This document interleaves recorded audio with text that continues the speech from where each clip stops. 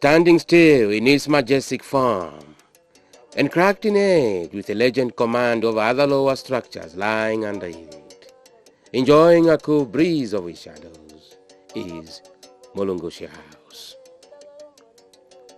Not so much anywhere near some of the modern buildings that have of late crowded the capital city of Zambia. Mulungushi House has all it takes to be called one of the country's most important commanding centers, from which government policies on Zambia's agricultural development are unveiled to millions that simply enjoy partnership with the soil, partnership with livestock, and many more.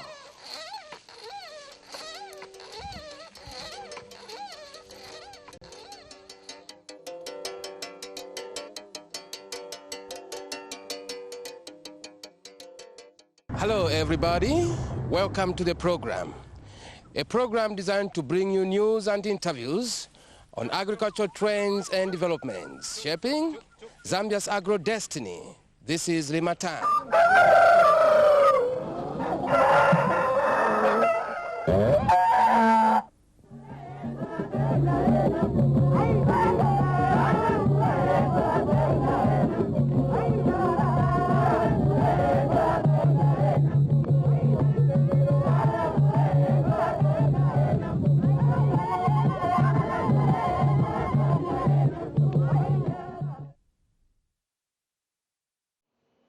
Tucked somewhere up there on one of its almost ragged floors is a room reserved as a conference hall.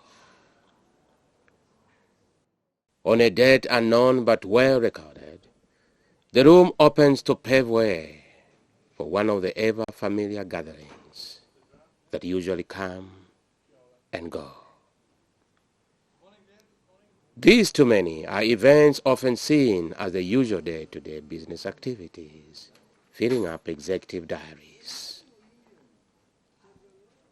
Offering silent greetings to whoever steps into this room are portraits of ages hanging out on its wall, demonstrating the power of reincarnation. On the other side of the minds of those behind this arrangement lies a willingness to put up a classic display of the pride the building has in its past heroes of the industry. It is in the dead, the nation's most beloved ones, including those still lingering around, the nation looked to in matters that touch the hearts of millions of peasant farmers whose livelihoods depend on agriculture. The meeting suddenly is called to order with its attendants, who include consultants, taking up a position typical of a private sector, forging a partnership with government. It is with this public-private partnership the destiny of irrigation farming is being decided upon.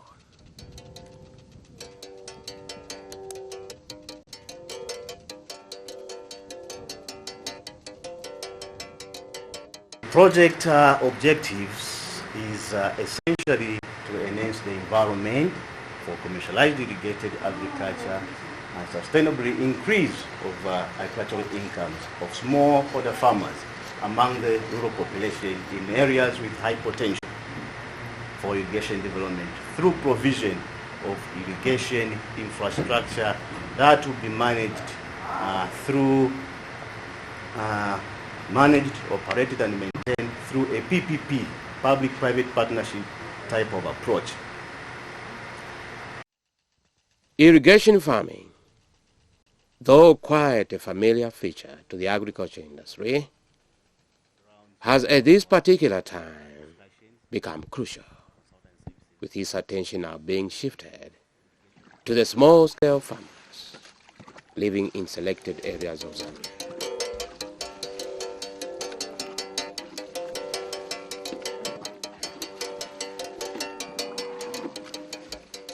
The project intends to develop irrigation schemes in the sites where smallholders agree to contribute on a sustainable basis to the cost of schemes, operation and maintenance. We note that we have these irrigation sites in 3 so far, in Momboshi, in Chisamba area, in the Lisitu, that's Southern Province in Siavonga area, and the Musakashi in the Copper Belt. Recognizing that irrigation is a high input and intensive enterprise, the National Irrigation Policy from the onset points out the fact that its intervention should be inclusive in targeting all categories of producers, whether they are smallholders, emerging commercial or large-scale commercial farmers, living within areas of high potential for irrigated agriculture. Titwakalaga botumbuli irrigation ngitwakalomba batuchitira chiyakuchala kulindiswe natwalirwa kubereka ino nchituye yankambo tago tuli mu mapenzi balogo yabajana benefit kunyi Yesu.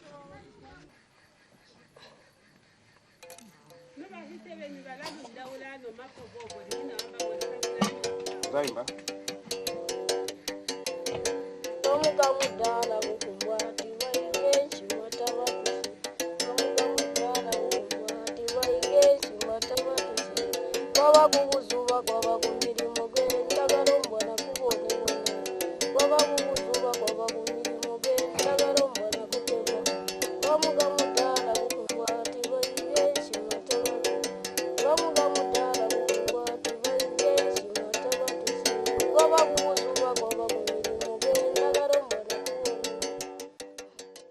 Besides the naturally caused problems, the people of the valley, the Tonga-speaking people, have since the late 1950s suffered man-created setbacks. In 1958, following the damming of the Zambezi at Kariba Gorge and the subsequent formation of Lake Kariba, the Tonga-speaking people of the Gwembe Valley were involuntarily uprooted from their ancestral lands, a move that was physically resisted in some areas of the valley.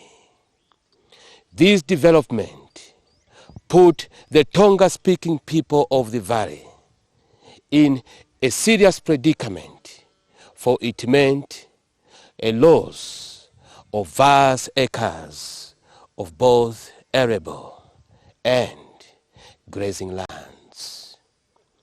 This melancholic situation has been described today in our program as the shadow of the dam.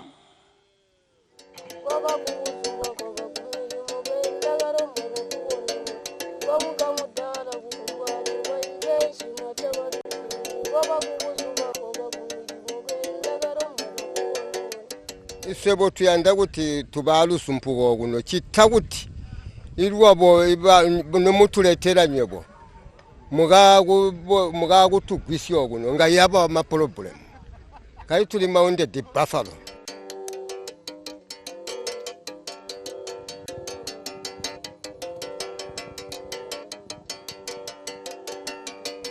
In a case commonly referred to as a sad tale of a people whose history is traced in one of the most tragic and dramatic events ever witnessed since the late 1950s. The gods of the Tonga Valley still occupy a special place in those that have lived in Lusitu area of Siavonga district in Southern Province. Now I'm poor human now. Nibaga tulabo nsibaga jisiba chini bagamana sukuga sia. Ngaso muthala kawa. Kamalindi we mukakaso kuswa muthala omu kamalindi. Ngaya kunyonga na mota muzanga tiyendi. Kuliba ikapite bakasuba kapa. Vani? Chita namba ntwa bahibapi banda. Baba timalundo moya kwali kwa mota kwenda. Bakatoske bafunga bikapamya. Rainfall in Lusito remains highly erratic, with its distribution extremely poor. In dry years, occurrence of drought spells lasting between 10 to 25 days during the crop's prime growth period, between December and February, are not uncommon and have caused great damage to crops. Although the area may be described as a semi-arid place, it has a very rich vegetation after all. A great variety of tree and grass species occur in this area. The fruit trees and plants provide food during both times of scarcity and plenty. The fodder trees and plants provide palatable food for numerous domestic livestock throughout the year, while the timber trees are used for various traditional crafts.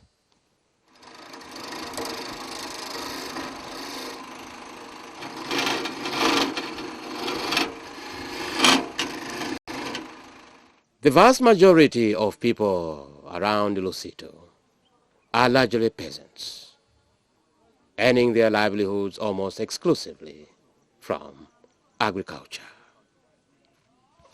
They are involved in both grain crop farming and domestic animal, including fowl rearing.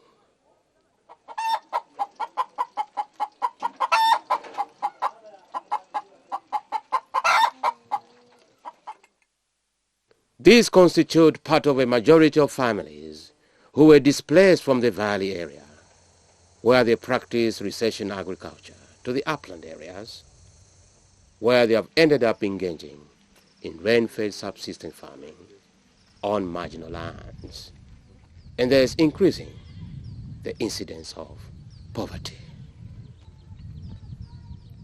Okutawa kwamvula kabotu chakatwezeka kwamboti kuti kuyanikana kwamboti tuteye utini tulombe project imuteko kaitutkeni kaitukwasirizika kambo mukati omutulima mudauno mutenga kwamboti kwenze chindi tulapenga kutayira amapero so wina chitubona chiri kabotu pe so kanjika kuno tukalanza labia tulipengede so kuti chabola muli muchabolo butulikome anga twakoma na maningi bakatwambira oko kali badamu chakachitika chindi nibalanda kulonzekwa kwethu kuno wakaba nkhondo nibakali kukaka kwamboti umutatkeni mutatuonzwe yakukhala okukhamba ko alibede kwabatheni balizibide kaboto so chindi chibakali kwambi oti babole kokuno bakali kukulanganya bumi mbukala utheni mbukala kuphona ko yakamvalo bakali uli bonoti bakali kuphona kaboto abo bakaba promesa kwamba oti twamuthola kubusena bulisoko tuyamuchitira ziyelede amuya kukhala kaboto so nkikambukawo abantu bakazumina kubola kokuno so lino kubola kono jina kwamba oti ani place yako kokuno tayiri place yabantu penja abanyama.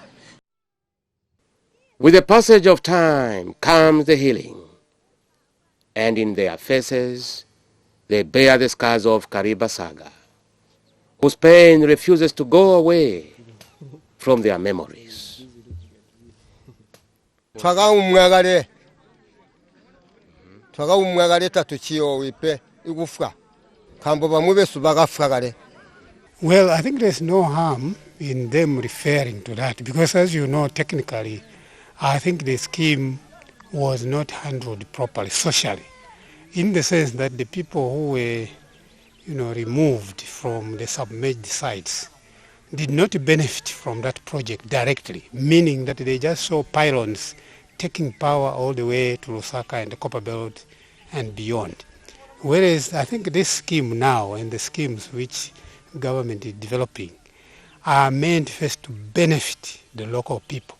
So the local people should be the beneficiaries, and if it is a surplus, then that's when it now distributed to other parts of Zambia or so on. So I think that's the difference, and this is the lesson we learned from the Kariba, that it's not fair to remove people and then inundate their land and for purposes of national development and deprive them of that sort of thing. But if, like the Kariba case, if we made sure that those people were energized, first wherever they are, I'm sure the complaints we are having now will not be as many as they are.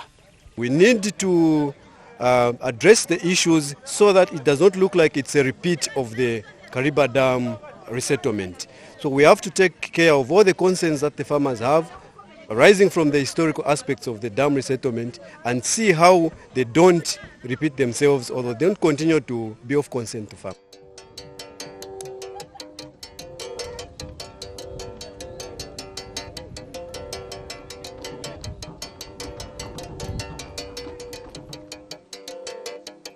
While the rest is history. Government, in partnership with the private sector and in pursuit of the national irrigation policy, now identified with the bulk water delivery infrastructure development under the Irrigation Development and Support Project, is keen in its efforts to enhance the environment for irrigated agriculture in order to improve the levels of agricultural incomes. Well, I think the possibility here are enormous in the sense that it's an integrated program. It's an integrated program. It caters for both the villagers and the private sector, and all sorts of arrangements that could be made. But like all the programs which we have, it's an opportunity.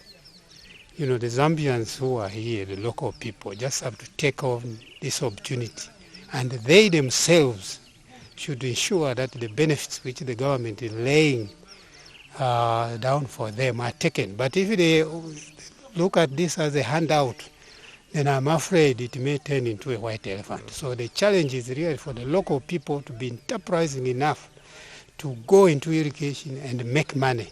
Because if they are not making money and they collapse into subsistence, then again there wouldn't be as many benefits as are planned for the local community and for Zambia as a whole. Because if it succeeds, then as you know, then we will replicate this throughout the country. And this will also give us the advantage to benefit from the resource which is abundant in Zambia, and that's water.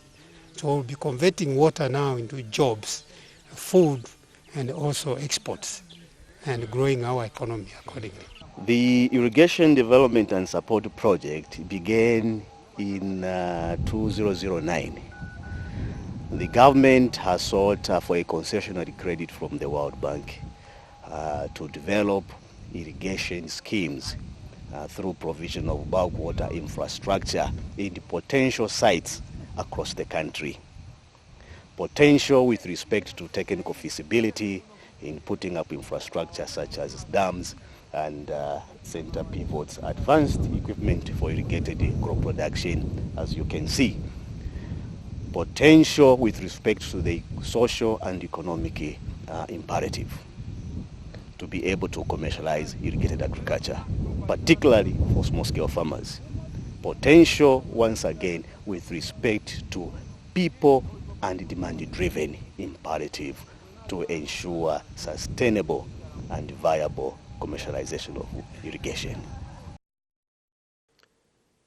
Following government's efforts to seek a concessionary credit from the World Bank, a team of consultants comprising water engineers, environmental assessment experts, including World Bank officials, finally meet at Mulungushi House to exchange some notes with the possibility of carrying out feasibility studies in the selected areas of Southern, Central, and Copperbelt provinces. I want the teams who are doing the feasibility work to be very upfront with both the ministry and the bank, and put things on the table as quickly as they recognize them, so that they can be resolved.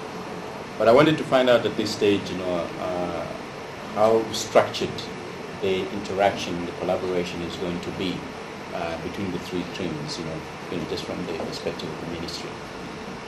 Or is it something that is going to happen spontaneously? It is a bit concerning that obviously, for instance, in the Kitwe project up there, I think the last thing we need is the three separate councils trying to get involved into the project as well at this stage. I think that could bring a different dimension into it. But if it exists, we've got to recognise it's there and try and somehow ring fence it. But I think the major issue is, I agree with what Dr. Malenga said. I mean, the environmental issues, they can normally be flagged and they're easy and either yes or no it can be dealt with. The engineering side, I think, yeah, if the water's there and if the soils are right, and everything's right, they're technical issues. I think the buy-in is the crucial one.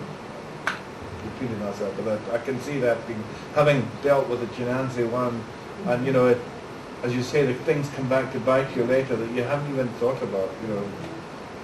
For the respective consultants to coordinate their works and be able to feed into each other's work while the studies are being carried out. Not only because they are going to be conducted in parallel, but because of the need to share information and complement each other's study. We realize, for instance, under the technical engineering feasibility, there is also a component of socio-economic surveys that can be of relevance to what should be taking place under the environmental and social management framework and resettlement policy. Development partnership in full consistency with the findings and recommendations of World Bank's new agenda for re-engaging in agriculture, water management in Africa. However, both technical and financial capacity within our government bodies are limited, and therefore is strong need to support the government's effort in implementing the National Irrigation Plan in close relationship with public and private stakeholders as well as financial partners. We hope that the feasibility studies, as you start, will move in very, very quickly, and you proceed very, very well with the studies. I can only encourage you that immediately you start your studies, we get the output we need. You intensively do the studies, because it is on this basis that we think we can implement a program, and implement a program very, very well with the other partners. So I would like to congratulate you for getting the tender first, and maybe encourage you to go ahead with your studies. You have our support. We are on the ground as you do your studies with the people on the ground. The World Bank is here to help us finish off the studies, and they will continue supporting us if we do a proper study. That's all I can say at the moment, and I hope the launch can go on well. Thank you. The project concept is based on 3 principles. One is the scheme, irrigation scheme, financial sustainability. The small-scale, smallholder schemes, this is our view as a project and indeed as a ministry, that can only be sustained if there is a firm commercial basis for farmers to effectively pay for irrigation water and related services. What that means is that farmers ought to be able to raise sufficient revenue at farm level in order for them to pay for irrigation services. And then the aggregate payments at scheme level should equally be sufficient enough for the farmers as well as the scheme itself to be able to cover the cost of management, operation and maintenance of the schemes. That is one of the studies that are going to be covered under this particular project. The second principle related to professional irrigation scheme management. We are of the firm belief that the successful long-term management, operation and maintenance of irrigation schemes will depend primarily on the irrigation services, the owner of the bulk water infrastructure. The farmers on one hand will have to be organized in water use association or cooperatives, and the operator would have to be responsible for the provision of irrigation services and collection of water fees. We will have their roles of engagement and responsibilities defined in PPP type of agreements. The plans to launch the project, whose history is not new to these people of Lusito, brings with it excitement to its beneficiaries. With this excitement came a formation of village committees to, among other things, identify sites of their choice. Twakapanga gamba kakuti basamubone mapenzi ngotupenga kuvusena kwesuno. Atusale vusena bomwe mumunzi wesu uno utajatikizga iminzimbi mumunzi wesu ngwamunya.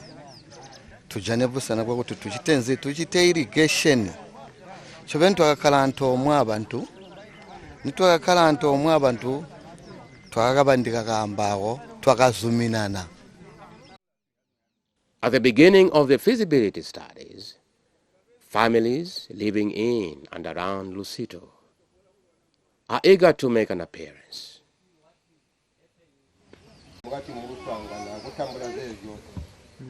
In their prayers to the gods of the valley, all are ready to reaffirm their commitment to what they themselves have chosen to drive their hopes. He said this during the public hearing.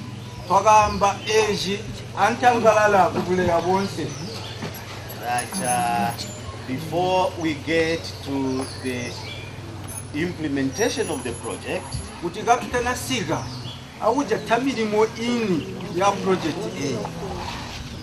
will have to carry out 3 feasibility studies. You need to tell us what you want.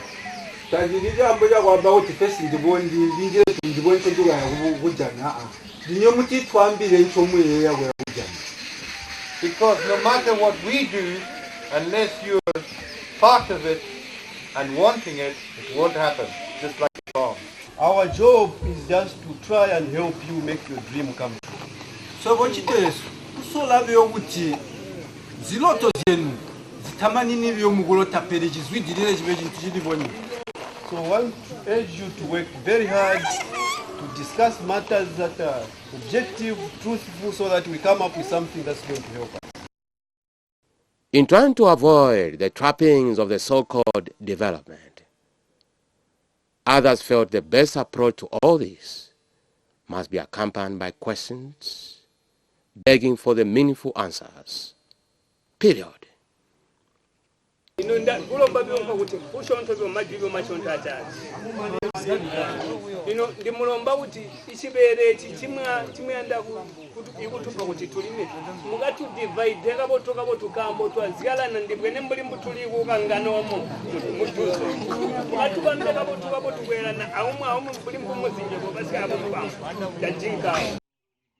At this public hearing, what is best for them is all about finding out solutions that would be of benefit to them, even to their descendants.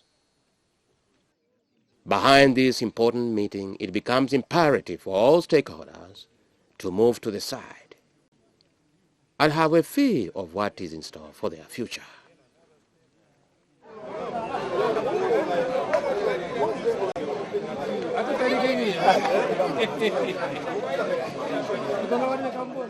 It is at this stage that others are in deep meditation, with an extension into further reflections and arguments on whether or not a project of this magnitude is headed into a replication of the infamous Kariba Dam displacements, in which the natives became the vanquished, sadly kissing goodbye to the ancestral lands, with nothing else in return.